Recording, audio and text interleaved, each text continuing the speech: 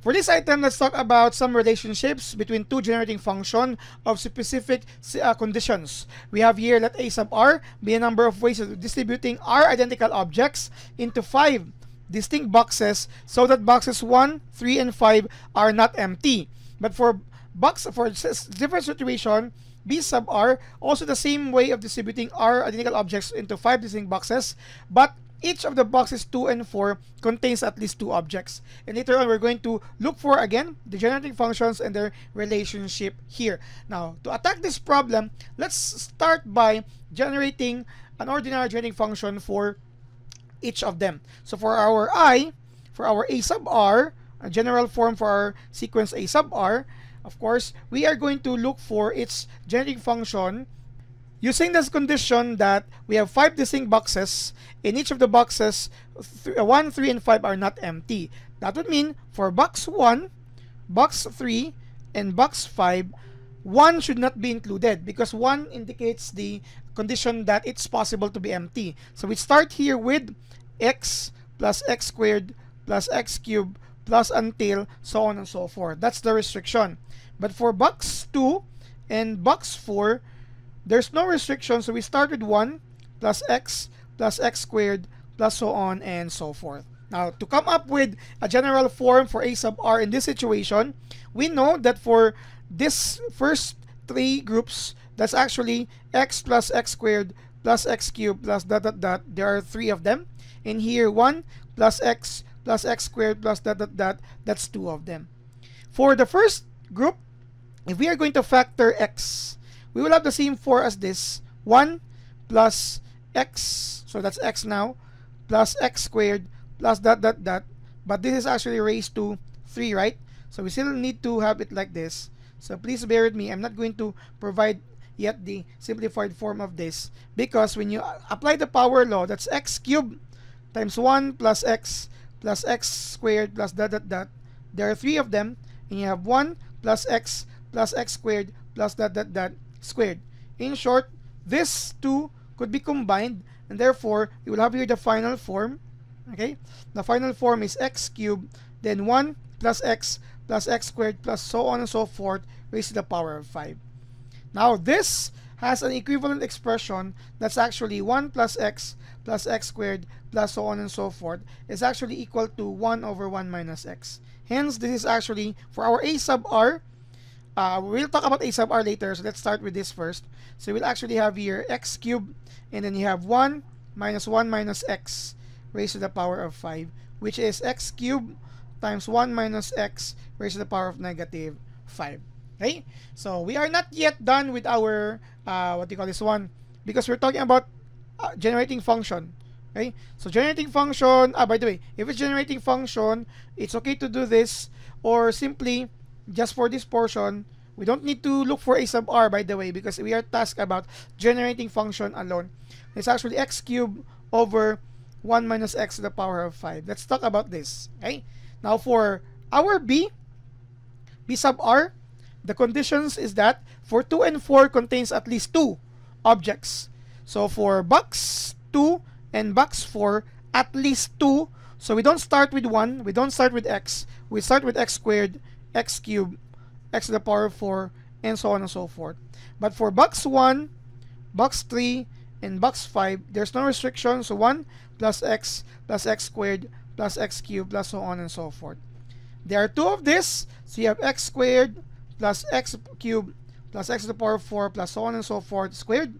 And there are 3 of the next, so you have here, there are 3 of them. Now, similar as earlier, we factored x earlier here. So this time, what we're going to factor here is just x squared. Okay? So that means you have 1 plus x to the power of 2 plus so on and so forth. This is raised to 2. And again, let's stick to this because this will be used later on to combine this portion to that. By power law, you have x to the power of 2 squared, or you can, let's try it like that. Times 1 plus x squared plus so on and so forth squared.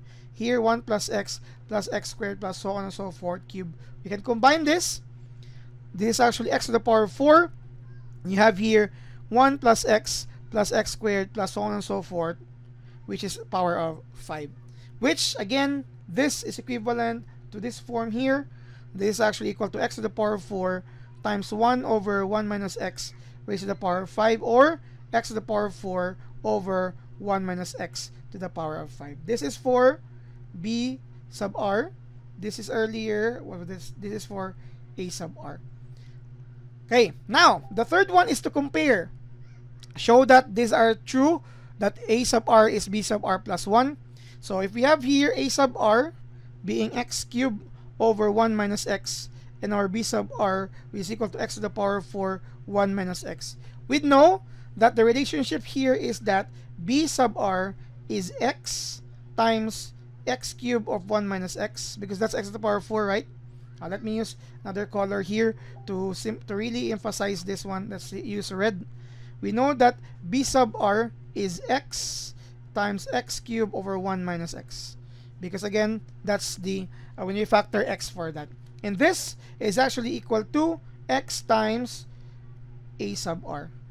Okay, so for b sub r, it's always x times a sub r.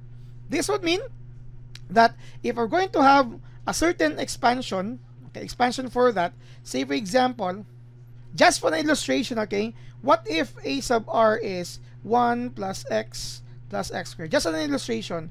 So b sub r is actually x times that, okay, plus x cubed here, let's say, so on and so forth. Okay, b sub r is x plus x squared. This is not necessarily the actual value, but just for an illustration, x cubed plus x to the power of 4.